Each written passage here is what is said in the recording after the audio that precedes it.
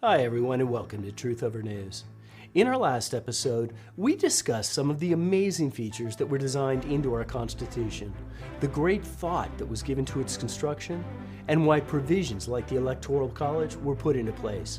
The congressional structure was specifically and carefully written to protect states and individuals against power consolidation by the national government. The Constitution was crafted to diffuse power wherever it was able and was structured to push power down governmental levels towards the people, not away from them. Notably, our Constitution is founded on certain inalienable rights and as such is fixed and timeless. It is not, as liberals try to claim, a living document that changes and progresses with time.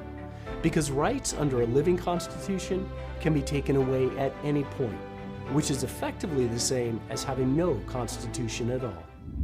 As Judge Antonin Scalia stated, a Constitution is not meant to facilitate change. It is meant to impede change, to make it difficult to change, which is precisely why it's under attack from judicial activism.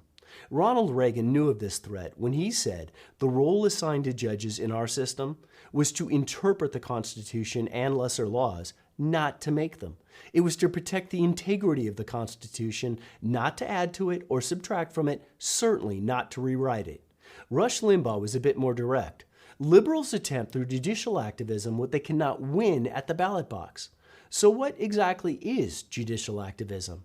Elizabeth Slattery of the Heritage Foundation offers a working definition, noting that it occurs when judges fail to apply the Constitution or laws impartially according to their original public meaning, regardless of the outcome, or do not follow binding precedent of a higher court and instead decide the case based on personal preference. Judge Robert Bork, a Reagan Supreme Court nominee who died in 2012, was even more forthright on the matter. He stated that judges engage in activism when their decisions cannot plausibly be related to the Constitution they claim to be enforcing. But he didn't stop there. He went on to note why it happens and highlighted the inherent dangers in his powerful book, Coercing Virtue: The Worldwide Rule of Judges. He summarized his thoughts in a 2003 speech to the American Enterprise Institute, noting that judicial imperialism is now characteristic of just about all Western nations. That fact suggests that the problem is not due simply to some unfortunate appointments to the court. It is inherent in men and women who are given power without democratic accountability. Sounds an awful lot like the current makeup of both the European Union and the United Nations. Supranational courts that attempt to exert their authority over and above the U.S. Constitution. Judge Bork foresaw the headwinds we were facing and what was facing us. He saw four elements to what he termed rule by judges. First, it is one battleground and perhaps the decisive one in a transnational culture war involving a war which displays the same alignment of forces in all Western nations and in which judges everywhere play the same role. Second, and most obvious, activism is a usurpation by judges of powers rightly belonging in a democracy to the political branches. Third, everywhere judges are forcing their nation's cultures to the left, breaking down traditional moral codes and the efforts of electorates to preserve those codes.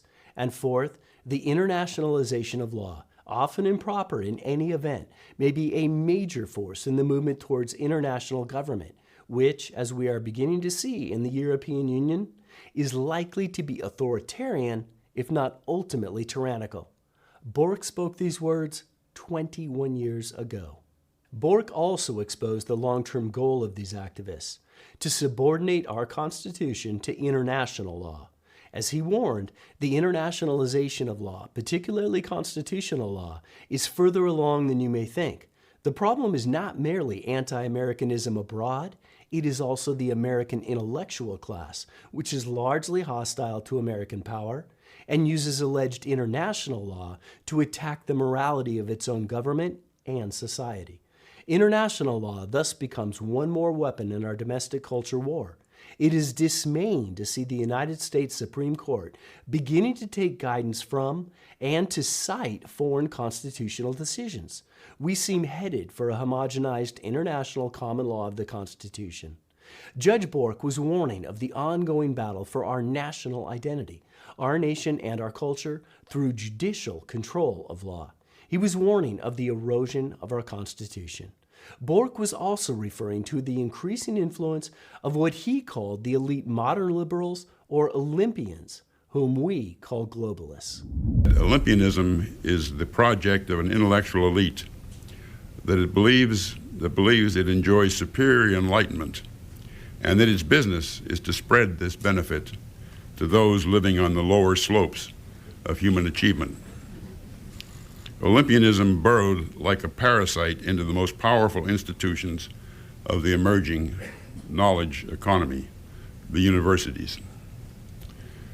Well, Olympians are verbalists, distinguished less by their intellectual prowess, which is often slim, than by the uniformity of their anti-bourgeois attitudes, utopian musings, and authoritarian temper. When what they regard as virtue is placed on the political agenda, they lose elections. Bork concluded this segment of his speech by noting that the trends I have been describing are rapidly changing the form of our government and of foreign governments. Bork also warned repeatedly of the primary tool of the Olympians. The most powerful educational and political weapon in the Olympians' arsenal is the United States Supreme Court and the inferior federal and state judiciaries. Over time, the courts tend to adopt the values of the dominant culture, and that culture today and for the foreseeable future belongs to the Olympians. The reason the judiciary is such a valuable ally to any class or political movement is that the courts, when purporting to speak in the name of the Constitution, even if they speak falsely, are the only institution in America that claims absolute finality for its decisions and is accorded that superior status by all other bodies. The Constitution provides no check upon the courts other than the highly uncertain authority to appoint new judges when vacancies occur. Bork rightly noted that control of the courts is the ultimate political prize, and its decisions the most potent weapons in our ongoing political and cultural struggles. Bork, unlike most conservatives, foresaw the left's politicized seizure and ultimate transformation of the judicial system, bringing us to our current state of lawfare that is being brought to bear against opponents of the establishment regime. This also plays into the current illegal immigration push that we are witnessing in real time. That's happening in part because their ultimate goal is to transcend borders and ultimately to transcend nations. This cuts to the heart of the relentless attacks on our Constitution. The longtime impediment to the broader implementation of Marxism, communism, and globalism has always been the U.S. Constitution. By definition, it refuses to bend to supranational laws and supranational courts. It is a shining beacon for other nations. That is their target. It always has been. Which is precisely why the central tenet of globalism is the concept of global rule of law, under which nation-states cede judicial authority to supranational courts. It's why globalism promotes globally centralized control of laws, foreign policy, and monetary policy. Unlike capitalism, globalism inherently blends rule of law with rule of man. Globalism comes into existence through the ownership of laws, and through the ownership of laws, globalism gains ownership of nations. Think about it this way. In order to maintain a national identity, a nation must first maintain self-governance and full sovereignty. Globalism seeks to break national identity by subsuming national laws. Ultimately, preservation of national or sovereign law is the key to preventing globalism, which means our Constitution must not only be revered, it must be defended. For it is our Constitution that protects us and our republic, but our current status as a republic is tenuous at best. As Bork wrote, "My thesis is uncomfortable, but I think it is undeniable. America today is only partially a republic, and beginning about 50 years ago, has steadily become less of one. It is certainly arguable that our greatest long-term threat comes from within." Unfortunately, Judge Bork was right and obviously prescient. He's also referring to a process, a dangerous but patient one. Antonio Gramsci, an Italian Marxist philosopher, created the theory of cultural hegemony.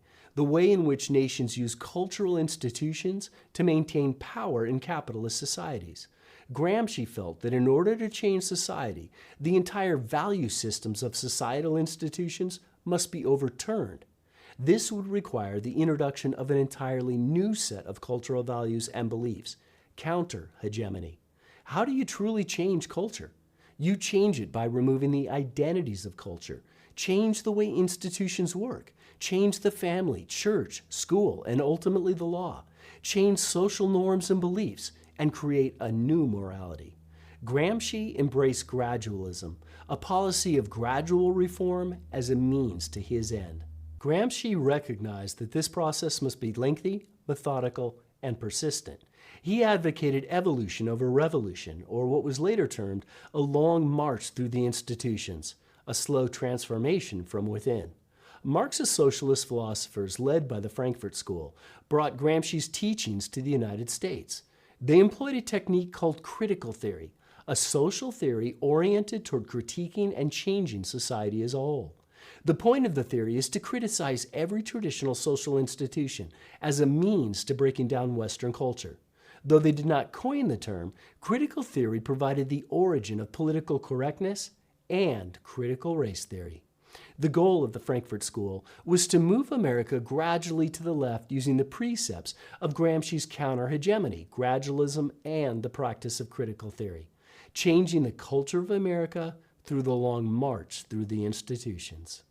Judge Bork repeatedly warned of this cultural erosion, this threat from within, noting that Olympianism is a secular religion which does not recognize itself as a religion.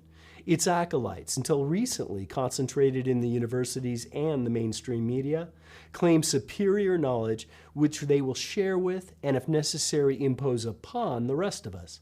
The bad news is that the rest of this class is growing and taking root in the general population, both here and in all the industrial democracies of the West, resulting in an unjustified diminution of democracy, the erosion of national sovereignty, and a judicially imposed movement of the culture to the left. The concept of national identity stands firmly in the way of globalism. But in order to maintain national identity, you must first maintain self-governance and full sovereignty, which is precisely why globalism seeks to break national identity by subsuming institutions and national laws. Ultimately, preservation of national or sovereign law is the key to preventing globalism. Judge Bork was right about so many things and had incredible foresight in regards to what was taking place within our country. With hindsight, it's easy to see why Democrats tried so hard to successfully keep Judge Bork off the Supreme Court. His failed nomination to the Supreme Court emboldened the left, ultimately leading to the contentious, highly politicized affairs that we see today. Tom Goldstein, publisher of the popular SCOTUS blog, noted that Bork's nomination changed everything, maybe forever. Republicans nominated this brilliant guy to move the law in this dramatically more conservative direction. Liberal groups turned around and blocked him precisely because of those views. Their fight legitimized scorched earth ideological wars over nominations at the Supreme Court, and to this day, both sides remain completely convinced they were right. The upshot is that we have this ridiculous system now where nominees shut up and don't say anything that might signal what they really think. We could certainly use another Judge Bork today. Thanks for joining us on today's episode of Truth Over News.